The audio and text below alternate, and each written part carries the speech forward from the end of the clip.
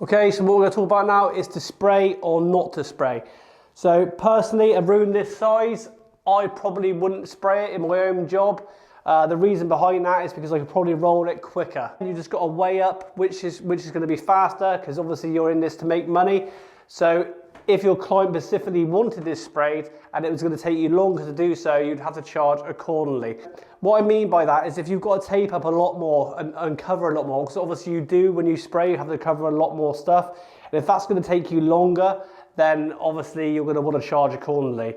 But for instance, if you've got a big room and spraying is going to be faster and you're going to make more money, then spraying is the way you want to go.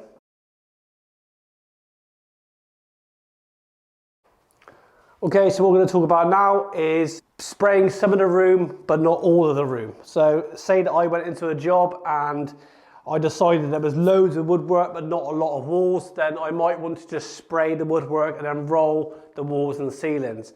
Or for instance, if you had a really big ceiling, but then only like a door, then you would probably spray your ceiling and just brush and roll your door. So you have to weigh up accordingly parts of the job. Like we had a job recently and there was loads of woodwork in there, and the best thing for us to do was to spray all the woodwork and then just roll and cut in the walls. And also you've got to weigh up how much stuff's in the room. So if you had a room full of furniture, then you're probably going to want to roll it compared to spray. So you just got to make that call based on the environment you're working in. Also, what you want to look at is a window there? Is there a fireplace? Is there sockets everywhere?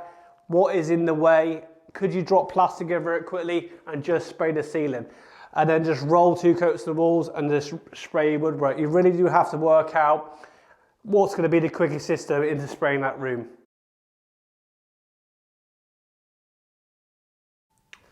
Okay, so we're going to talk about preparation now.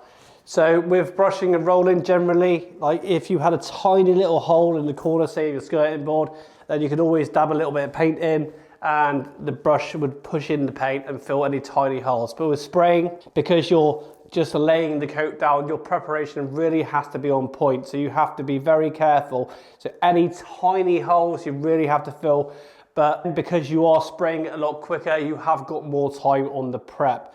Also, if you had a ceiling, say, that had been previously painted and you were going to try and do your cross-hatch coat, meaning that you spray it one direction then the other, you'd want to do your filling first on any bits on the ceiling and then spot prime with a little mini, I'd say like a foam roller to give it sort of a spray finish, and then do your cross-hatch. Because if you cross-hatch straight over the filler, then you're always going to see the filler flash through.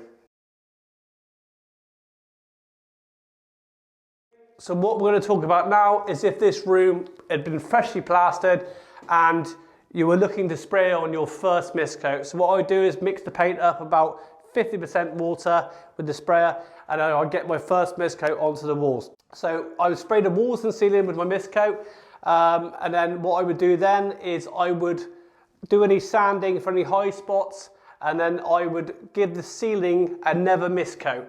The reason I give the ceiling 2 mist coats is because when you do your crosshatch, meaning that you would spray it this way, then instantly spray it this way, it means that you're going to get a more solid finish. If you try and do your crosshatch coat on the ceiling before you put that second mist coat on, then I think you can always see through it slightly. So I would mist coat the whole room out, and then what I would do is mist coat the ceiling one more time when it was dry to give it a bit more of a solid finish. I would spray my first coat on the walls like I explained, leaving that gap top and bottom. Then I would go back to the ceiling, do my crosshatch to finish the ceiling, and then drop back onto my woodwork. Okay, so what we're going to talk about now is touching in. So what I mean by that is touching up a spray finish. I had a builder not long ago say to me, "Oh, are you spraying the ceilings?" And I said, "Yeah." He said, "Oh, isn't that really hard to touch in?" And I sort of explained to him, and everyone that I'm talking to right now would understand this, is that touching in the ceiling is near enough impossible whether you sprayed or rolled it. So to me, if you spray the ceiling spray finished, then it's going to make no odds. I'd rather respray a ceiling than re-roll one.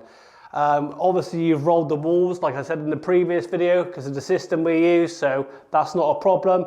But let me just tell you a story about one of my jobs. It was a piece of skirting board, probably 10 times the length of that. And there was a piece on it about the size of a 50p piece, and it just kept flaking off and flaking off. I put cover stain, bin, you name it on this piece, and it just wouldn't go. But I kept retaping the wall, retaping the floor, and respraying the whole skirting board, because in my head I thought I have to spray finish the whole thing. I moved on to the next part of the house. The woman had moved her furniture back into the job, and I come in next day and there was a massive sofa in front of it. So it was a complete waste of time, and it just nearly killed me. So what I do now is I just get a little foam roller. If it's down there, I just touch it in, have a look, and generally you can't see it. If you're spraying doors, I would do the same depending where it is, but if it's bang right in front of your face, then you're gonna have to respray the door.